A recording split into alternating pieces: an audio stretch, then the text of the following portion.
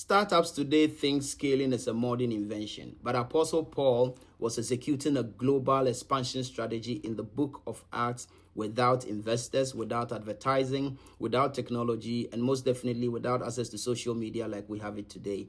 Scaling in business basically means increasing revenue and capacity significantly faster than cost, and this is achieved by using efficient systems, efficient processes, the adoption of technology that support greater demand without proportional increases in staff, time, or money.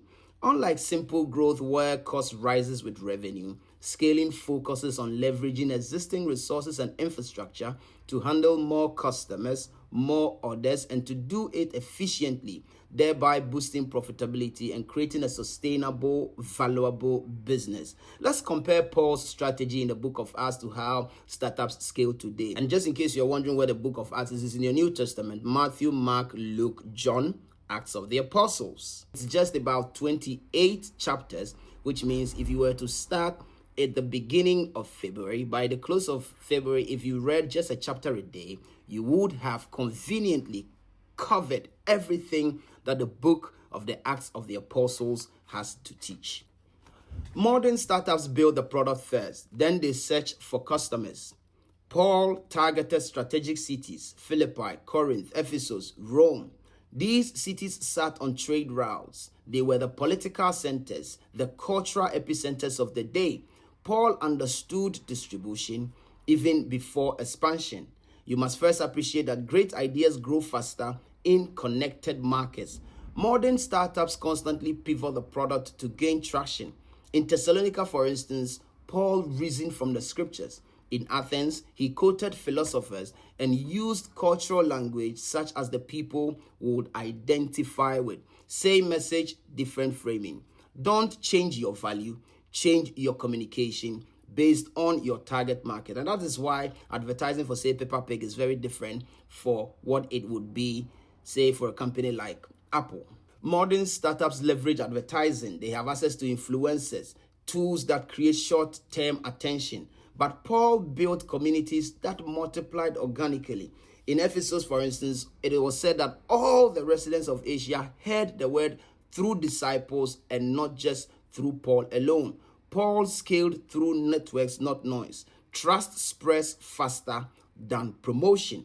Now, let's discuss team and talents. Many modern startup owners run by the mantra, we hire fast, we replace fast. But hey, Paul partnered with Aquila and Priscilla, and through them, he trained Apollos and later developed a long-term collaboration with these people. Now, let me talk about my friend Selom, for instance. Imagine if Selom traveled and all of a sudden Selo Art couldn't make signs. You see, alignment matters more than speed. Teams build slowly, scale stronger. Let's examine Paul's leadership model.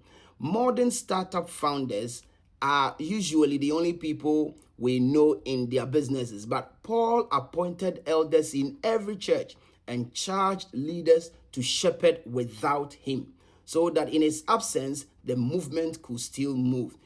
Paul prepared leaders knowing he would not return, yet the work continued across regions. Even under house arrest in Rome, the movement expanded. Make sure your business doesn't depend just on you, so in your absence, it can run. Modern startups are using price wars and public battles as a form of competition. In Ephesus, Paul disrupted the idol economy and triggered a citywide backlash from craftsmen whose profits were threatened. Real disruption always attracts resistance. Competition isn't a sign of failure, it is a proof of impact. Modern startups place tools before systems. You see, Paul established teaching systems, communication networks, follow up through letters. Paul didn't build a startup, he built a movement. And Acts shows us the difference. Strategy before scale, markets before comfort, teams before territory, systems before speed. Hey, and if this has shifted how you see business, share it.